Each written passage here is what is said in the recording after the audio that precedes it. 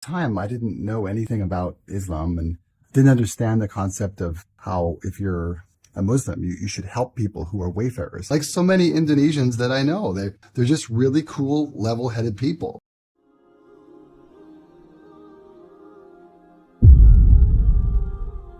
Assalamualaikum warahmatullahi wabarakatuh, sahabat Islam semuanya. Seorang guru bahasa Inggris asal Kanada yang menetap di Indonesia, Andrew Himmers, yang sempat viral beberapa waktu yang lalu karena menjadi mualaf, menyampaikan rasa tenang yang ada di hatinya setelah menjadi seorang Muslim. Islam is frequently called a religion of peace, and the word Islam itself is interesting. It's related to the word salam, which from Arabic is the word for peace.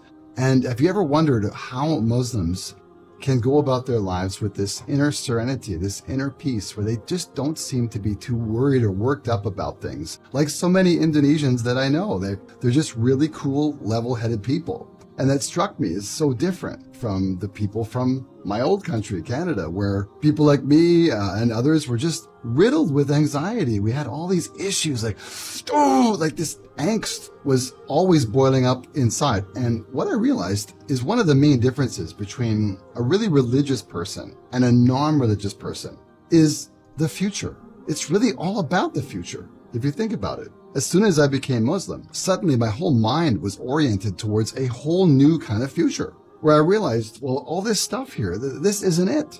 No, I mean, I'm living my life here, yeah, but this is not the be-all, end-all. Yeah. So we're working towards the akhirat, the next life, the life to come, the real life, not this one.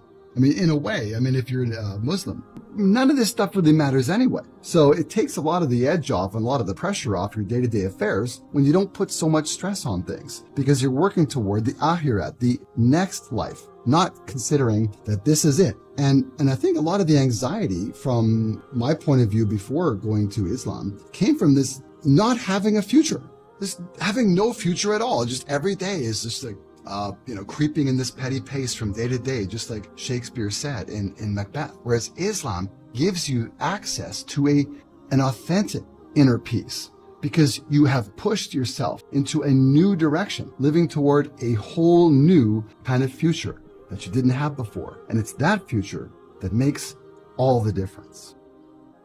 Dalam video sebelumnya, Himmers mengungkapkan mengapa ia memutuskan untuk menjadi seorang mualaf. How I came to find Islam, the story goes back a long way, back to 2000, 2001. And I was living in the States at the time in Dallas, Texas. And I just moved there and I was looking for a place to live. And out of nowhere, this man walks into my office and he just says, "Hey, I'm Alif and I've got an apartment and you can rent from me." And he was from Bangladesh, by the way. And at the time, I didn't know anything about Islam and didn't understand the concept of how if you're a Muslim, you should help people who are wayfarers. I had no concept of this. And I said no. He seemed a bit strange at the time, but he kept on coming back.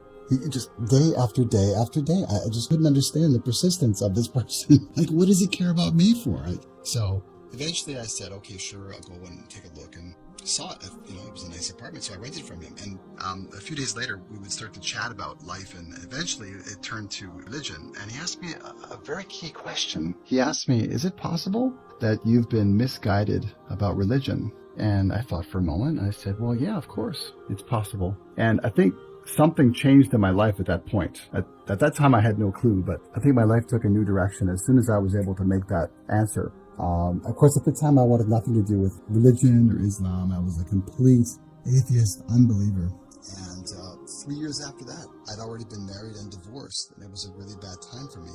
And so I started to re-evaluate my entire life. I questioned everything. And I withdrew into a little shell within myself, and I started to read again. I wasn't much of a reader. And then I went back to a book that I had read years prior called The 7 Habits of Highly Effective People by Stephen Covey. So I read that again, hoping to find some answers. Nothing really happened for me until I got to the back of the book, and there was a list at the back called Wisdom Literature. And I just started to methodically read over the books in that list, including some religious books like the Bhagavad Gita, which I read. I thought, okay, that's pretty good.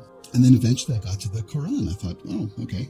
It's translated by Muhammad Marmaduke Pickthall, a very specific translation. And so I thought, well, where do I get the book? So I ended up going to a used bookstore back in Winnipeg at the time, and I went to the religious section, and sure enough, there was one old dog-eared copy of this particular translation of the Quran. So of course I bought it. It was $3.50. Still remember the price. Took it home and I read it, and I got through it page after page, cover to cover, and by the end I was just like, this is it.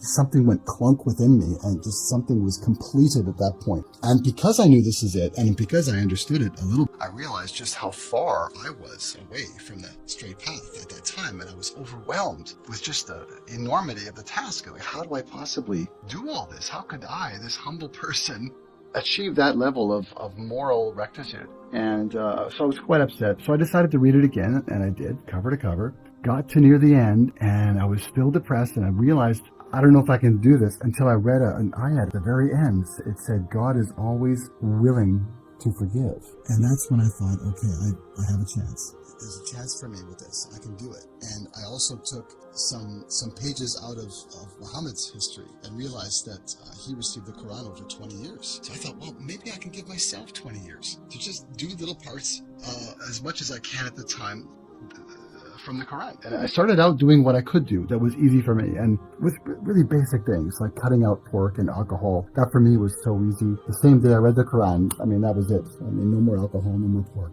for me.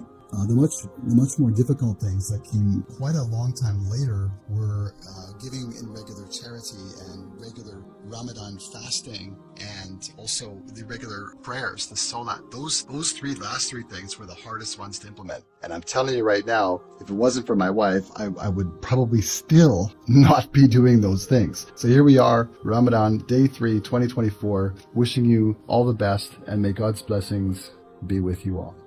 Wallahu a'lam bissawab.